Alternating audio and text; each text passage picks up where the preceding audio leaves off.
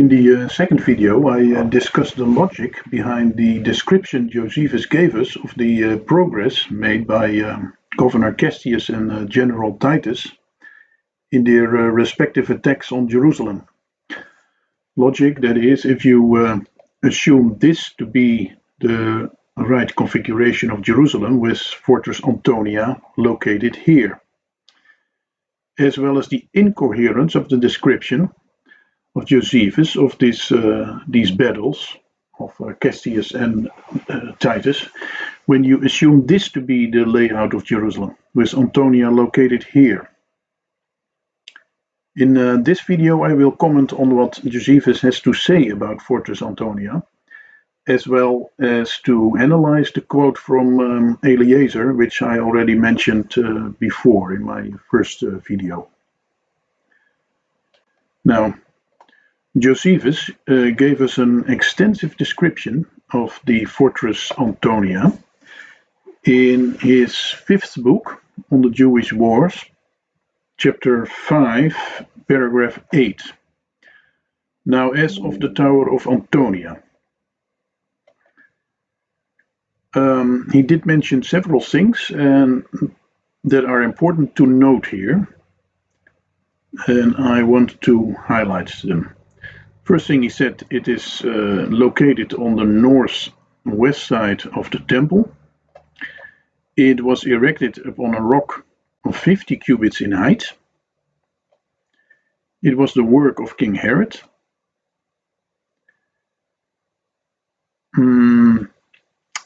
Next to the walls, and before you come to the edifice itself of the tower, there was a wall 3 cubits in high, but within that wall all the space of the Tower of Antonia itself was built upon to a height of 40 cubits. The inward parts had the largeness and form of a palace, it being parted into all kinds of rooms and other convenience, such as courts, plural, and places for bathing, plural, and notice broad spaces for camps, also plural, insomuch that by having all convenience that cities wanted, it might seem to be composed of several cities. Remember that one, several cities. And as the entire structure resembled that of a tower, it contained also 4 other distinct towers at its 4 corners, whereof the others were but 50 cubits height, whereas that which lay upon the southwest corner was 70 cubits height, and that from thence the whole temple might be viewed. And moreover, this Fortress Antonia is connected to 2 cloisters of the temple on the north and the west side. And the last remark maybe I want to highlight is, for there always lay in this tower a Roman legion. Okay, this is the most important part. Now, even if Josephus is exaggerating here with a factor of 2, which, by the way, very well may be the case, the structure he describes is huge, is very large. And what Josephus describes here looks eerie similar to what we see here. Underneath this, there were bathing places, and this is a space where you can have multiple courts and sufficient place to harbor at least 1 camp, if not 2. In fact, if you look at it, this structure is so large that it is an exaggeration to say that it has all the convenience of 2 cities, but it could have the convenience of 1 city. It is 3 times larger as the fortress David conquered. And if you project a camp on it, it actually fits. This is the schabloon of a Roman campsite for a complete legion, and as you see, this fits perfectly. In fact, as if it's made for it. Now, of course, you can project a castle here on the northwest corner of the conventional layout of the citadel on the northwest side of that area, but you can't attach the description of Antonia by Josephus to this structure over here, or to put a legion in that castle. Now I will come back on that in a future video to do some calculations, what you need to harbor all the necessities required to govern a Roman province and or harbor a Roman legion, but I can tell you in advance that this building over here doesn't come even close. Now, my second topic in this video is about the quote from Eleazar. Now, bear with me. I will take a couple of steps that seems unrelated, but they aren't. Let's first start with Titus, the general of 4 legions. You see him here on this picture, and the future emperor, he had to decide what to do with Jerusalem and his legions after he achieved his objectives. And Josephus tells us he did.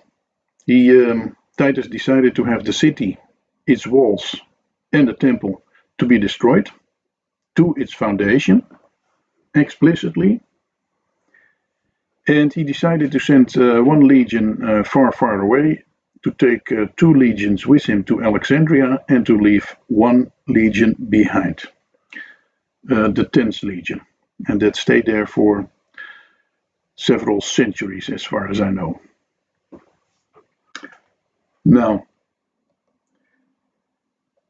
it would be a case of the scale stupidity to destroy an existing legion campsite or destroy an existing citadel that is perfectly fit to harbor a Roman legion, if your intention are to leave 1 Roman legion behind. This structure here survived the destruction orders of Titus, while we know from excavations that the rest of Jerusalem was treated exactly as Titus instructed, namely that it was destroyed entirely. So this feature here, what we see on our screen, this remnant from the past, is either one or the other. It's either the Temple Mount, repurposed, or it was already the Roman fortress. Now the next step is the quote from Eleazar, which we discussed briefly in the first video, that nothing was left of Jerusalem but the Roman campsite. Now, it is of course possible that this quote is the result of a sloppy description of the actual facts.